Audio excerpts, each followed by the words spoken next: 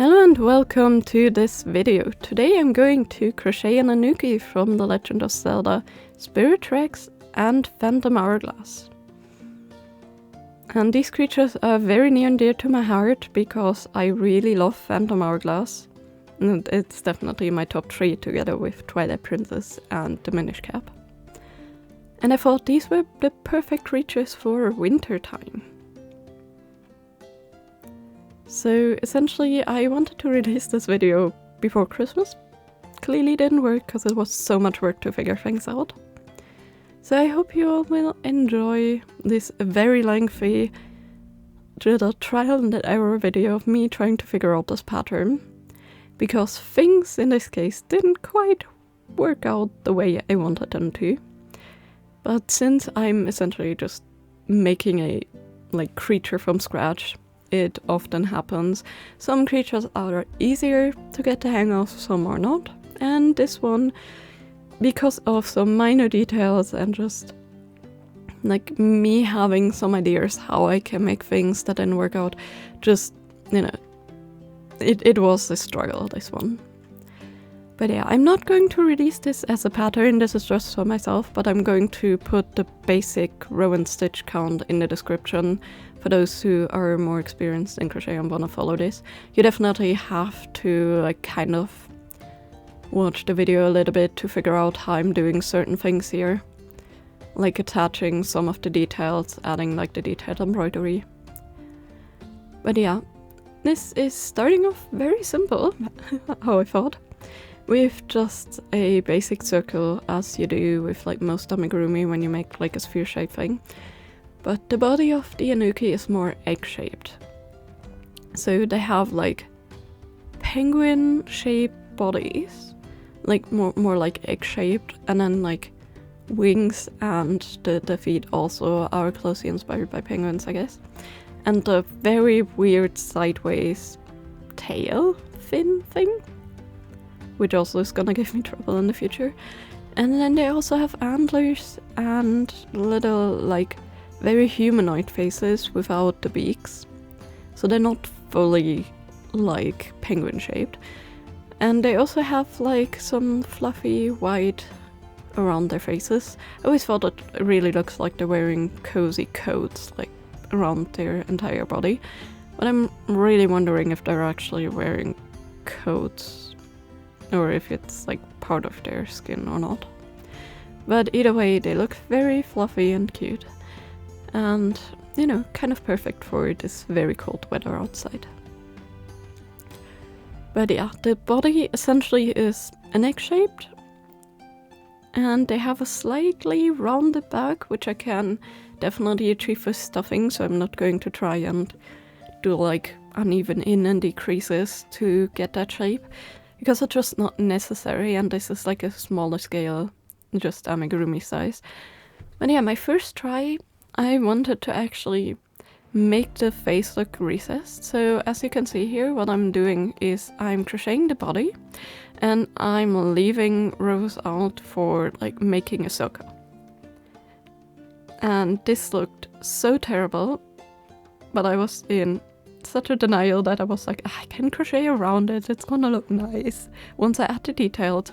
So I almost finished crocheting this until I decide, nah, I really don't like how the edges look and the size and the placement. But yeah, I was taking a while to actually realize I had to frog. And then I did and just retried it. And this time I decided, screw the face cutout, I'm just going to make an egg.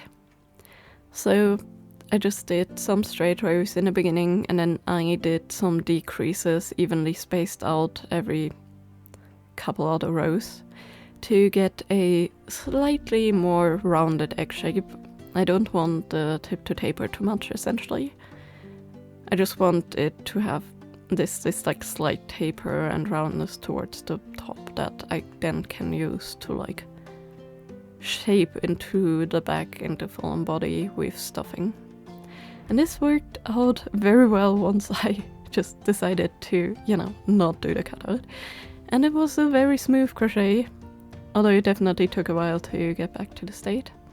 But yeah, once I had the egg shape, I could stuff it and then crochet the final rounds and then just close it up. And what I'm liking to use for my stuffing personally are, first of all, these like disposable chopstick things that you get from like takeout. I have a lot of them, and especially the wooden ones you can just reuse for crafting. I use them to stir my paints when I mix them, so that I don't ruin my brushes, and I also use them for stuffing my plushes. And since they have like a slightly tapered front edge, it works super well, in my opinion, to like get the stuffing in place.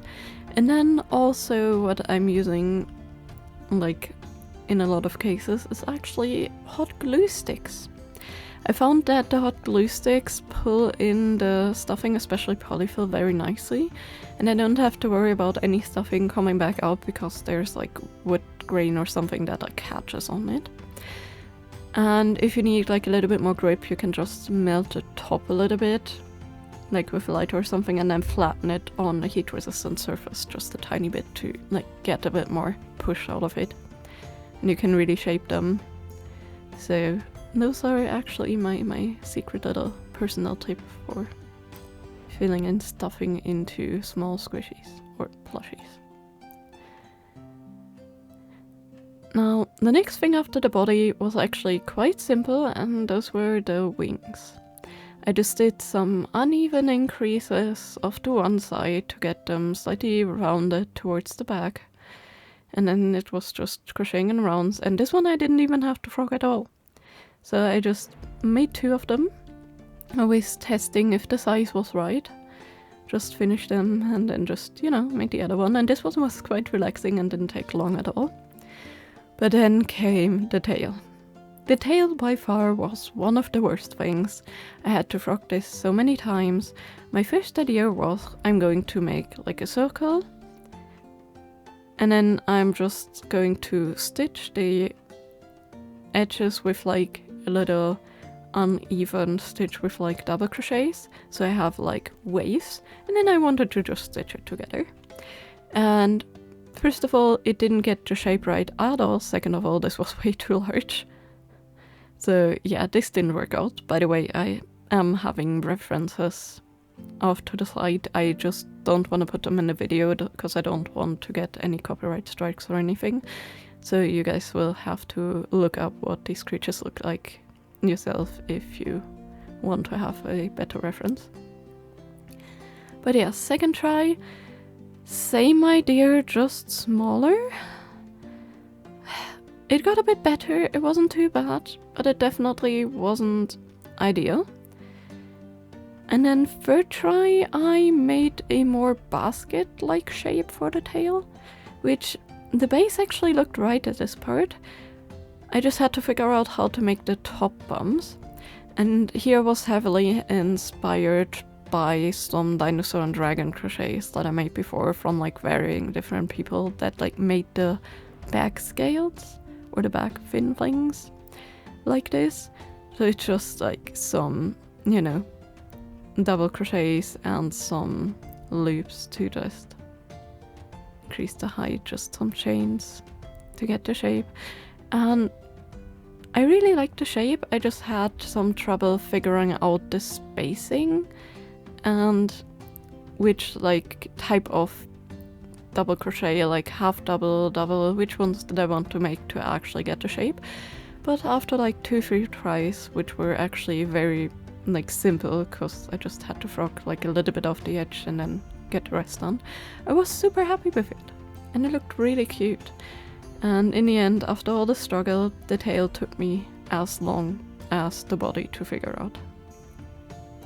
In total, by the way, figuring all of these patterns out and finishing this project took about 8 to 9 hours, which personally is not too bad. But yeah, of course, if you don't have a pattern, it definitely takes a while longer to make these guys. If you have the pattern and you want to crochet and embroider everything, it's probably half the time. But yeah, I didn't have that luxury quite yet, so you know. But yeah, it was a lot of fun to figure this out in the end.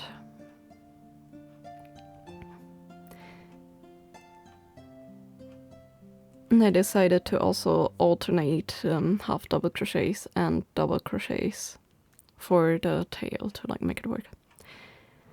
After that I thought, hey, the face is going to be simple. So I wanted to make it like stand out a little bit more. So I crocheted in rounds like normal, and then I crocheted in the back loop for 1 round without increases, just to get like a little bit of height.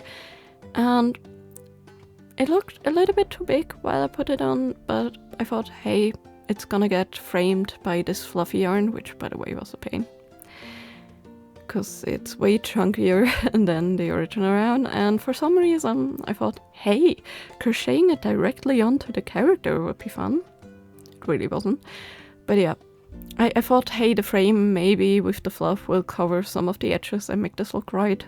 So I forced my way through crocheting this chunky yarn directly into the way smaller holes of like my normal crochet yarn for amigurumis, and yeah, it worked. It actually looked cute, but it didn't fit with the face at all, and it didn't look as fluffy because we were missing the height of essentially the entire backstitch when you pull it through. So the first thing I decided is I'm going to actually sew on the fluff after I made it. The second one was I need a smaller face and I need a more flat face. So frogging again it was, and this took a while to like get to look nice again with like all the stuffing that got pulled out. But at least for the face shape I just had to frog a little bit, finish the edge nicely again, and then just sew it on. But yeah, not the worst trial and error, but since I already sewed it on it was kind of a bit annoying. But again, not the worst. But yeah, what I did for the fluff is I used some very fluffy yarn. And I crocheted just a chain. I made sure that the chain fits around the face, crocheted both ends together to form a loop, and then I sewed it on. I don't have the exact count in the pattern because essentially I'm like freehanding this and I don't quite exactly know the yarn weight of this one. But, you know, I guess this is very easy to figure out. You can kind of see how I'm just holding it onto the character while I'm crocheting. But yeah, the size and the amount of chain stitches you need obviously depends on which size of yarn you need to use or want to use for the body. And then also the size of yarn you have for your fluffy yarn. And of course you can always make more than one row if it's not fluffy enough for you. You can like crochet a row around the row to get it more fluffy. But yeah, I just used thin sewing thread to sew on the like little circle around, and this turned out super well. Now, the next thing of course were the feet and the horns. And I thought I would struggle a bit more with both of them, but in the end it was actually not too bad. It was just a bit fiddly in the beginning because, like, especially for the feet and stuff, like, if you have really small, like, loops to start with in your magic ring, then, you know, it's a bit harder to, like, get everything working. But yeah, the feet were, again, just, like, kind of cone shape that I then crocheted the flat sides together. And that made like this really flat penguin shaped foot. And this actually was really easy, like pattern wise. Again, like one try and then I was done. And then I decided I'm going to put everything together before I'm tackling the horns. You can actually see I already crocheted the horn pieces, but I'm going to alter the pattern once more because I wasn't happy with how they looked like when I like sewed them together. For the horns, I did leave a pattern like thing down below for if you want to sew them together. But I'm also going to show you guys later how I'm crocheting the side pieces directly onto the horn, because I just find that it looks way neater than sewing the pieces together since they're so tiny. Also the hands or the arms were like way too like floppy and like didn't stay like close to the body as I wanted them to, so I just pulled a stitch through from both sides to both arms to the inside just to secure them a bit more in place, and that made them look really nice, and I was super happy with them. And the feet were also really simple to sew on. And the tail also. I did have to reposition the tail once because I didn't quite hit the middle. I kind of really like to crochet in spirals and not in like rounds, you could say. So I don't put any relief chains in this, so it's a bit harder to figure out what exactly is the middle, since the stitches don't perfectly align, so, you know, kind of had to redo this once as well, but it really wasn't too bad, luckily. And once I got it, it looked super cute, and I was actually really happy finally with how the tail looked like. Now, here you can see me like stitch on the horns for my first try. And this is also what's in the pattern, but what I did later was I went and crocheted them on directly. Also the horns are not a very finger breaking thing, because it's just 4 single crochets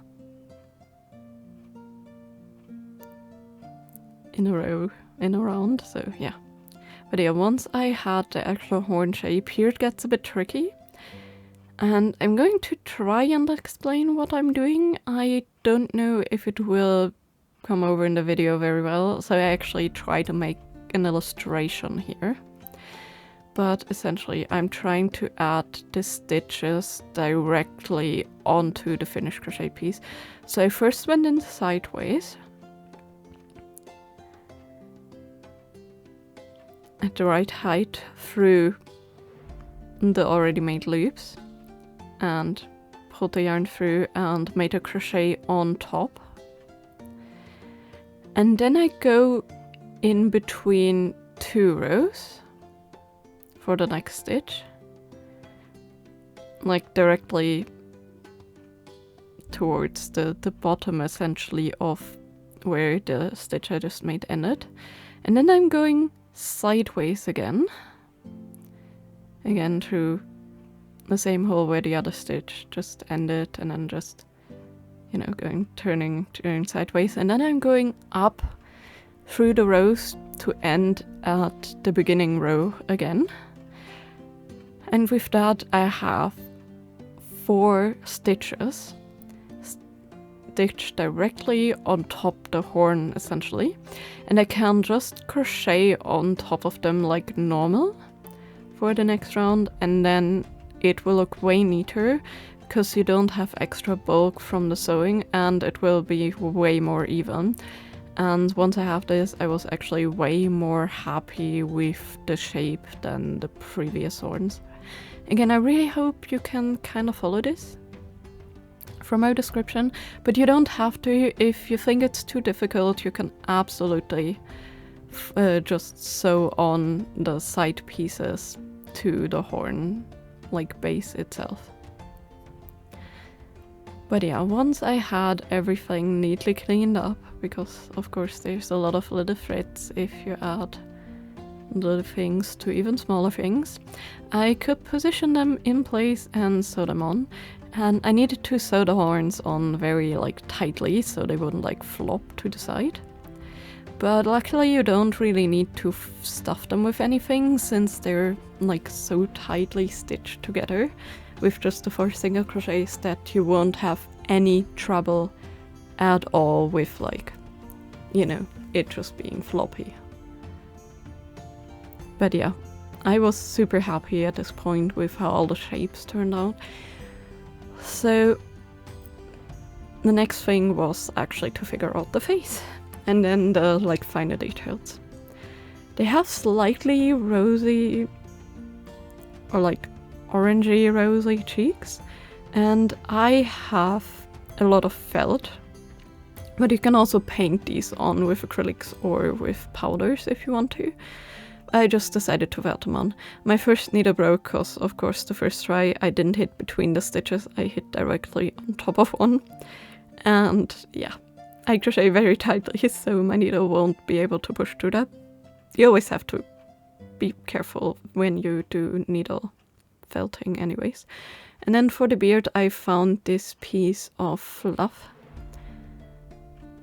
This is just like faux fur, acrylic fur kind of fluff. You definitely can use yarn if you want to. This is just what I had, so I don't really have a pattern for if you want to use yarn. But this like leftover piece of this fur actually fit perfectly, and I just cut out like a little leaf kind of shape, I guess. That's what I would describe it as. It's really hard to describe like random little shapes, I'm just realizing throughout this video.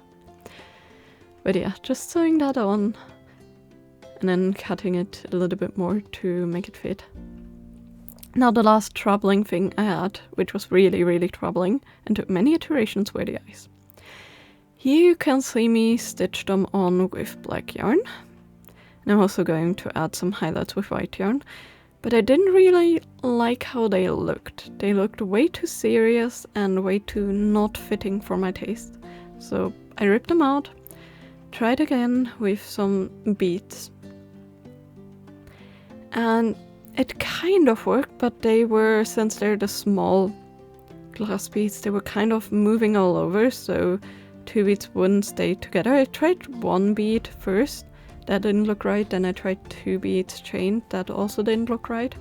And then I remembered I have some special beads. They're called Super Dough 2-hole glass beads. And they have a lengthy oval shape that would be perfect for the eyes of this character, since I can position them exactly how I want to and I don't have to fiddle with things moving around too much, since they also have 1 hole on each end, which makes them way more secure than, you know, trying to figure this out how else.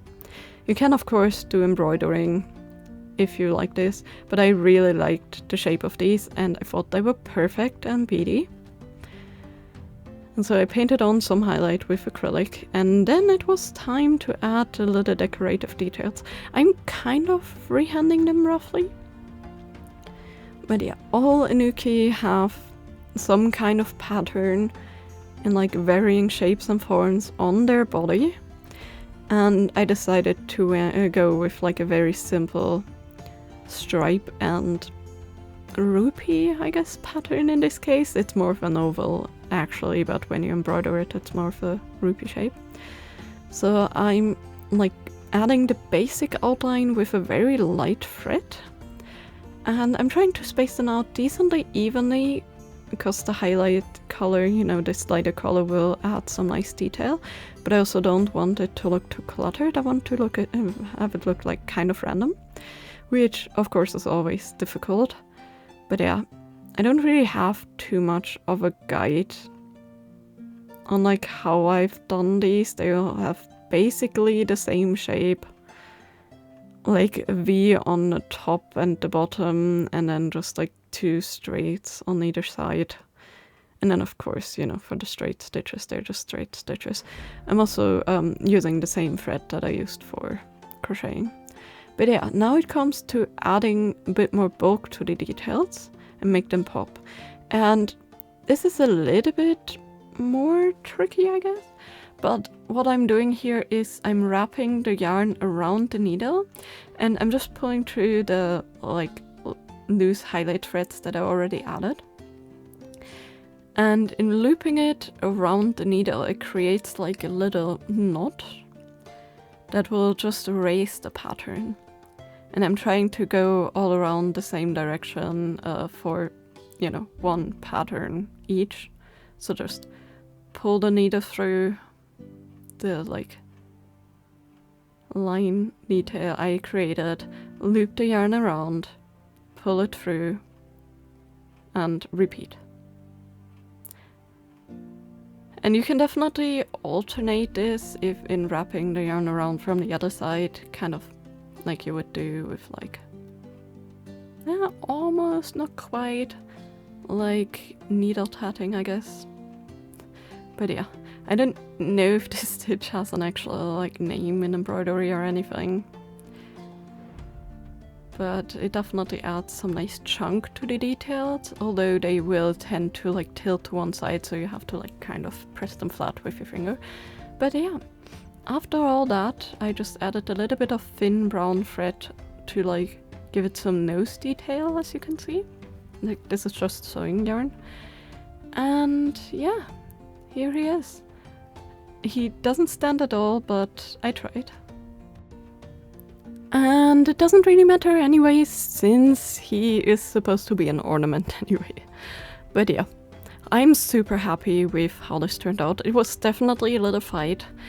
Fighting out patterns, like especially for creatures that have a lot of details, is always really, really tricky. But once you have it, like, he's not the worst to crochet or recrochet once you figure out a pattern. The shapes are decently simple, there's just a lot of little details that you need to embroider on, sew on, and things like that. So it requires a lot of different materials, things like that. But I'm so happy that I found that I still had these double-sided beads, because they make his eyes look so much friendlier and they have the exact right shape. So overall, a super fun project. And yeah, let me know in the comments down below what you think of this. And if you're trying to recreate them, let me know also. I would be really curious to know how he turns out. And again, he's not the only like color variation of the Anouki that exists. There's a lot of color variations of like blue and teal tones and things like that, yellows. But I personally really love the purple with the color combination, the snow. And yeah, I hope you have a great day. See you next time. Bye bye.